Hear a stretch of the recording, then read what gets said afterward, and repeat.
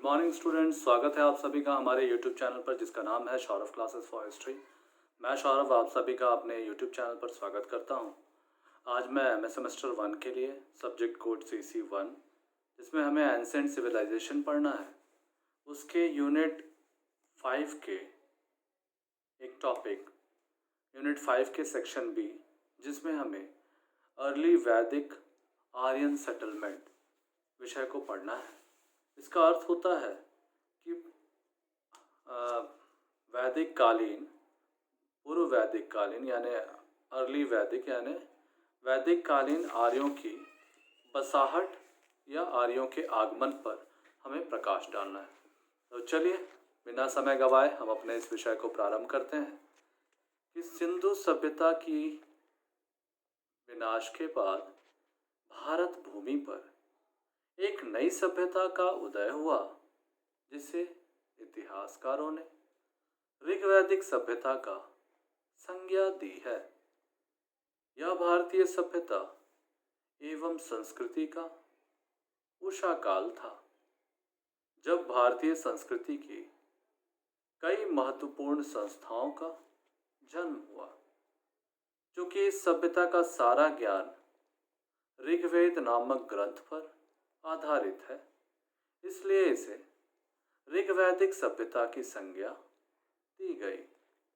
जहाँ सैंधव सभ्यता की समस्त सामग्री उत्खनन में प्राप्त हुई है, वहीं इस सभ्यता की समस्त सामग्री लिखित है। अतः सैंधव सभ्यता का प्रागैतिहासिक काल की सभ्यता मानी जाती है तथा ऋग्वैदिक कालीन सभ्यता से भारत का इतिहास प्रारंभ होता है। हम देख चुके हैं कि सैंधव सभ्यता के निर्माता द्रविड़ थे, पर इस सभ्यता के निर्माता निर्विवाद रूप से आर्य को माना जाता है। ये आर्य कौन थे, कहाँ से आए थे, इस पर विद्वानों में गहरा मतभेद रहा है। बहुत से विद्वान भारतवर्ष को ही आर्यों का आदि देश मानते हैं, पर इस विचार को निर्णायक ढंग से प्रामाणिक नहीं कहा जा सकता। दूसरे विद्वान आर्यों का आदि देश क्रमशः मध्य एशिया, पश्चिम जर्मनी, ऑस्ट्रिया, हंगरी, बोहेमिया, कृष्ण सागर प्रदेश तथा ध्रुव प्रदेश को भी मानते हैं। कुछ विद्वान पामीर तथा बैक्ट्रिया को आर्यों का मूल स्थान बताते हैं। ऐसा अनुमान किया जाता है कि आर्य जाति तथा यूरोपीय जातियों के पूर्वज एक ही थे, क्योंकि संस्कृत भाषा के कुछ शब्द जर्मन, लैटिन आदि भाषाओं में मिलते हैं। जैसे संस्कृत भाषा के माता पिता की मातृ एवं पितृ कहा जाता है, लेकिन लैटिन में इसे मैटर और पैटर कहा जाता है। ग्रीक में इसे पाटेर और मीटेर कहा जाता है। अंग्रेजी में इसे फादर और मदर कहा जाता है और जर्मन में फाटेर और मटर कहा जाता है। भाषा विज्ञान के विद्वानों ने संस्कृत, ईरानी तथा यूरोपीय भाषाओं में अन्य कई समानताएं ढूंढ निकाली हैं, जिनसे आर्यों तथा यूरोपीय जातियों के पूर्वजों के एक होने अथवा आसपास रहने का अनुमान लगाया जाता है।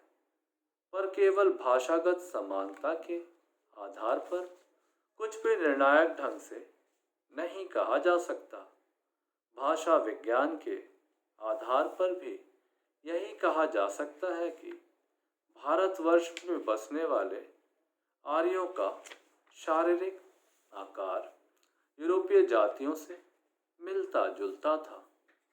ऋग्वेद की भाषा का पारसियों के धर्मग्रंथ जिंद अवस्था की भाषा से बहुत निकट का संबंध माना जाता है। दोनों भाषाओं के शब्दों में अत्यधिक समानता है। इससे प्राचीन ईरान के निवासी तथा आर्य या तो एक जाति के थे अथवा एक ही स्थान पर रहते थे।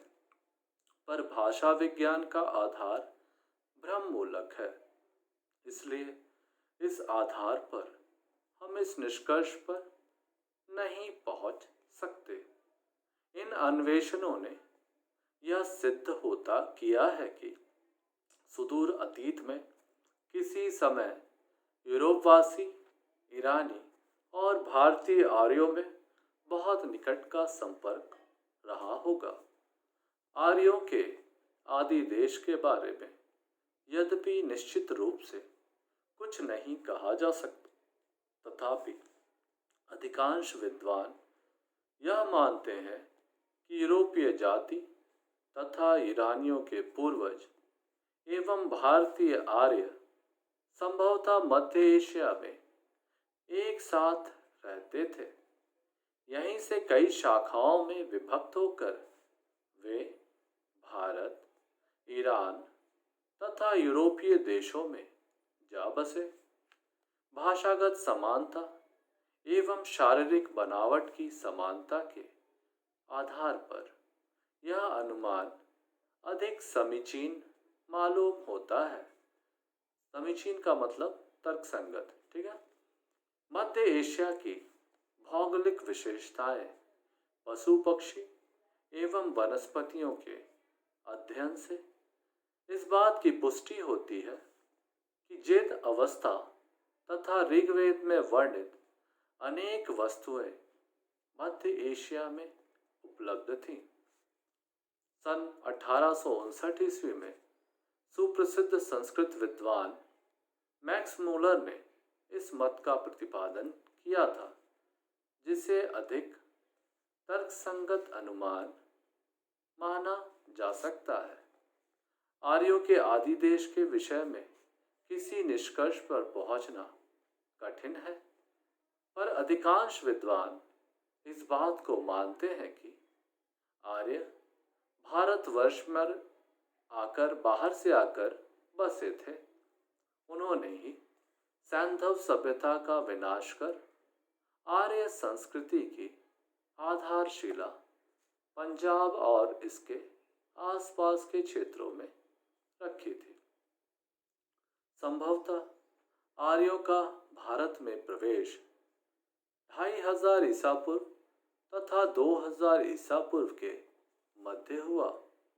शांति एवं सुव्यवस्था स्थापित होने के बाद ऋग्वेद की ऋचाओं की रचना का प्रारंभ संभवतः 1600 ईसा पूर्व के आसपास हुआ।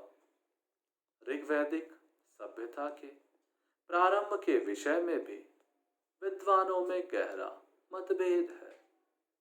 4000 ईसा पूर्व से 1000 ईसा पूर्व को विद्वानों ने इस सभ्यता के प्रारंभ का काल माना है, पर सभी विद्वानों के तर्कों की समीक्षा के बाद 1600 ईसा पूर्व को ऋग्वैदिक सभ्यता के प्रारंभ का काल मानना उचित प्रतीत होता है। ऋग्वेद की अंतिम रचनाओं का काल 1200 ईसा पूर्व को माना जाता है।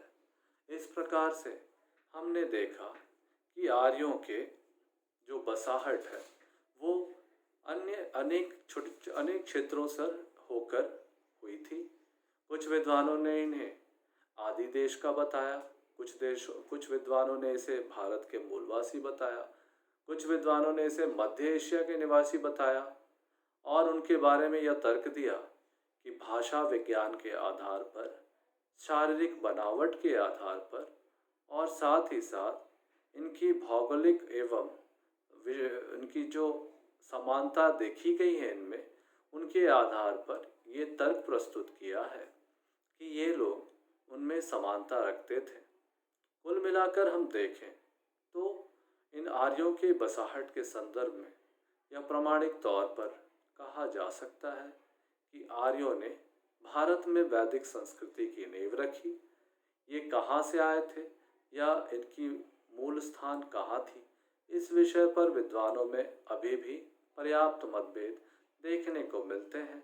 लेकिन एक चीज़ जो स्पष्ट प्रतीत होती है कि जो आर्य भारत में आए थे उनकी जो विशेषताएं थी वह ईरानी, यूरोपीय, जर्मन आदि देशों के लोगों से मिलती जुलती हैं।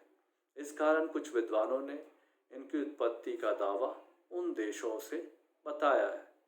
कुल मिलाकर हम देखें तो हम पाते हैं कि आर्य भारत के मूल निवासी नहीं थे। वे बाहर कहीं से आकर भारत में बसे और इन्होंने भारत में एक वैदिक कालीन संस्कृति की नींव रखी। तो इस प्रकार से हमारा यह विषय यहाँ समाप्त होता है। हम उम्मीद करते हैं कि आप इस विषय को सहजता से समझ गए होंगे। यदि आपको इससे संबंधित कोई सवाल हो तो आप हमसे कमेंट में अपने सवाल पूछ सकते हैं। मैं आपके सवालों का उत्तर यथाशीघ्र देने का प्रयत्न करूंगा। तो आज के लिए बस इतना ही। हम अगले क्लास में फिर मिलेंगे एक नए विषय के साथ। तब तक के लिए हमें दीजिए इजाज़त। धन्यवाद।